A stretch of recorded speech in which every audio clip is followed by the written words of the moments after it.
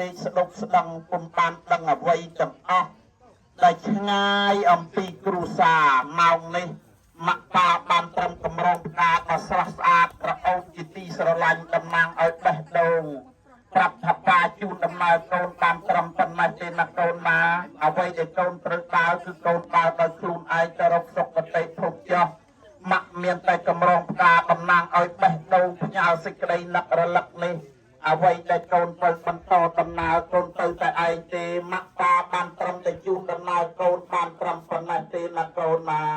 ឥឡូវក្នុងឱកាសពេលនេះសេចក្តីនឹករលឹកពុនពេកក្នុងឱកាសពេលនេះការស្រឡាញ់នេះគឺចេញពីបេះដូងយើងបានដាក់ភ្នែកក្រឡេកឃើញហើយស្ដុកស្ដឹងរឹងដូចអង្កត់អស់ពុំបានដឹងអ្វីបើសិនជាលោកទាយងឈិញ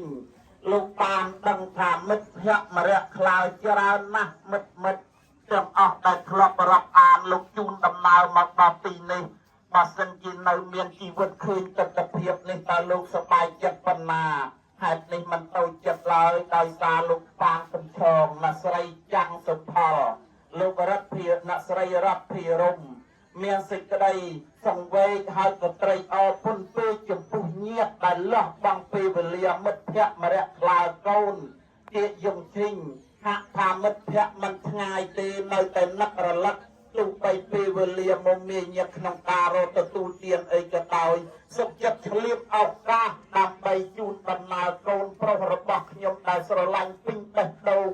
ដែលជាកូនប្រុសតែមួយគ្រាប់នៃតកូលគ្រួសារនេះធ្វើឲ្យបមក្បាសោកសង្រេងសោកស្ដាយជាទីបំផុតបានត្រឹមតែលើកដៃប្រាប់ថាជូនដំណើរកូនបានត្រឹមតែប៉ុណ្ណេះទេណាកូនណាកម្រងផ្កានេះគឺជាបេះដូងរបស់ម៉ាក់ដាក់ប្រាប់ថាពេញសេចក្តីស្រឡាញ់ដោយពោពេញនៃបេះដូង